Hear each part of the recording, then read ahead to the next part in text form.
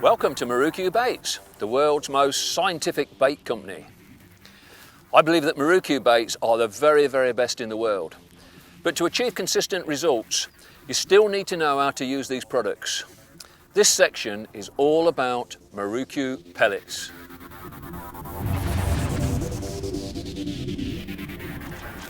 This is all about our pellets. The first thing you'll notice is we've got two different types of pellet, one called nori, one called protein. Because it's a scientific company, we know that we can target species specific. And I can tell you now, nori, which is a combination of 5 different seaweeds and kelps, will definitely give you the edge if you're targeting bream and tench. It'll still catch all the carp that you ever want to catch. But if you wanted just to target the carp, use the protein. I'm not saying you'll never catch bream and tench, but it'll certainly put the edge onto the carp. So that's the big difference. But the next huge difference, of course, is how they're made. Almost every pellet that's used in the UK at the moment is made by an extrusion process. This is called cold process, and they work entirely differently. And when I show you how they work, you'll understand why these pellets will catch you fish so quickly compared to anybody else's.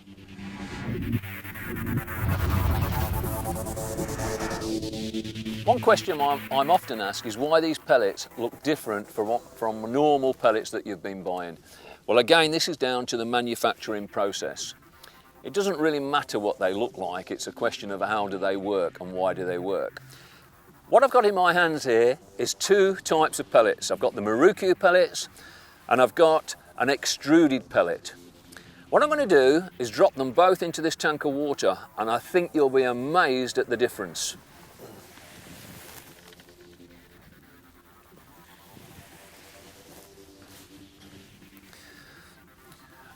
Okay, what we're going to do is keep looking at these over a time period, 10 minutes, 20 minutes. And I think you'll visually see what's going to happen and why Marukyu pellets work differently and so much better than anybody else's pellets.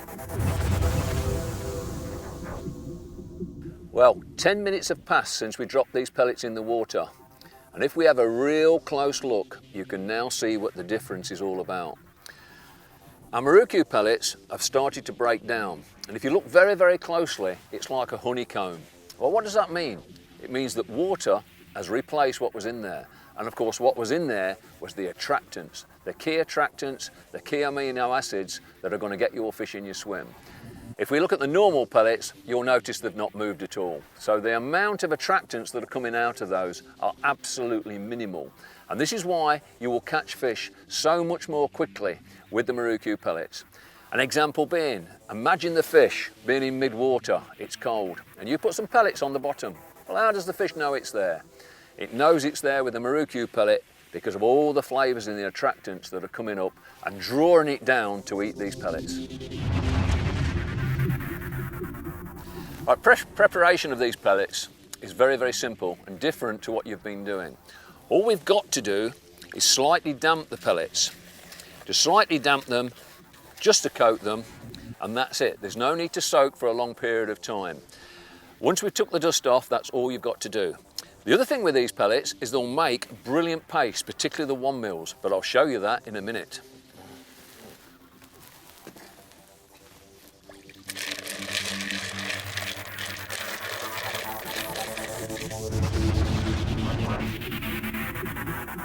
Marukyu pellets are very, very versatile, and you can make some brilliant paste out of them. I like to use the 1 mils to make the paste, and it really is simple. All I've done here is put some more water in, additional water in on top of some 1 mil pellets and swished it round. I've actually done nothing but left it for 20 minutes, so that really is simple. But again, understanding what happens is the key to it. So let's put a piece on the hook and let's see what actually happens.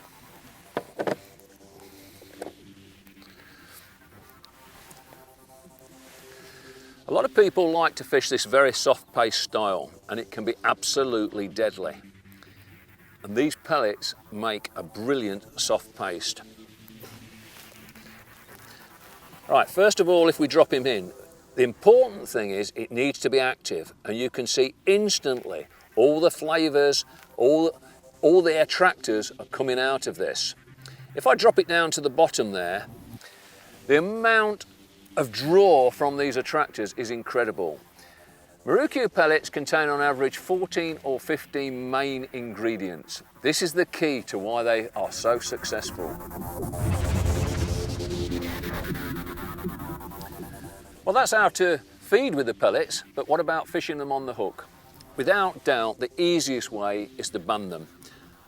All I've got here is my pellet and a band on the end of a hook on a hair rig.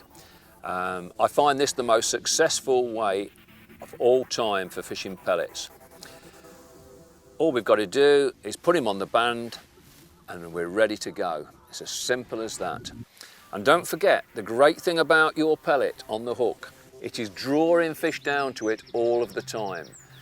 The attractants are absolutely flying out of it, and although they break down quickly, you'll be amazed. That pellet will still be on that band in 45 minutes.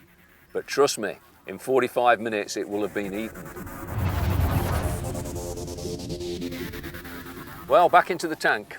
Our pellets have been there for now over 20 minutes. The difference is dramatic. You can just imagine now, at least 50% of the attractants have gone out of our pellet.